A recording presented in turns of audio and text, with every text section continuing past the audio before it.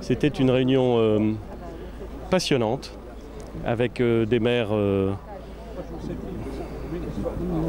déterminés et passionnés à faire vivre leur commune, confrontés à des difficultés liées parfois à la complexité du droit de l'urbanisme, liées aussi aux spécificités géographiques de la Corse, cette île montagne, avec une réglementation parfois redoutablement complexe. Et nous avons eu un échange très direct, très respectueux, souvent très technique, mais aussi très humain.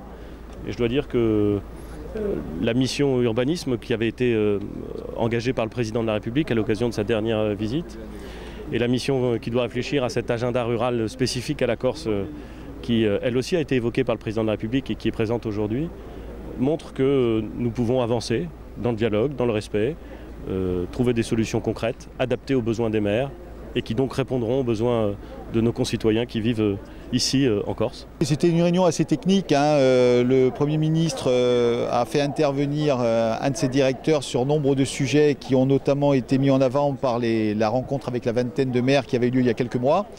Donc on est sur un certain nombre d'avancées, mais on voit qu'il y a encore beaucoup de chemin à faire. On espère, nous, au niveau des élus locaux, que tout ça sera empreint d'un certain réalisme en matière de mise en place et qu'enfin on puisse répondre aux attentes des maires. Donc pour l'instant, j'ai envie de vous dire, on continue de travailler, mais le chemin est encore long. Alors, vous, quelles étaient vos attentes aujourd'hui ? Mais nous, nos attentes, c'est avant tout des attentes en matière de simplification.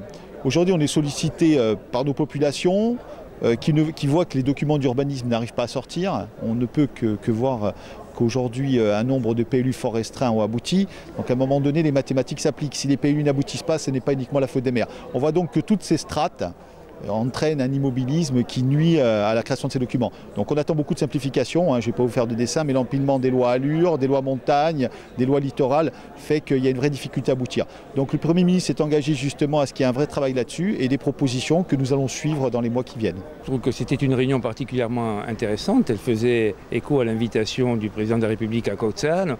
Donc elle a été enrichissante parce que élargie. On a vu aujourd'hui des élus qui ne s'étaient pas déplacés lors de la visite du président de la République venir aujourd'hui échanger. Donc le discours, la confiance, le dialogue, ce sont les éléments nécessaires pour que la Corse puisse progresser, pour que les rapports entre l'État, la collectivité, l'ensemble des élus et surtout la population trouvent avantage.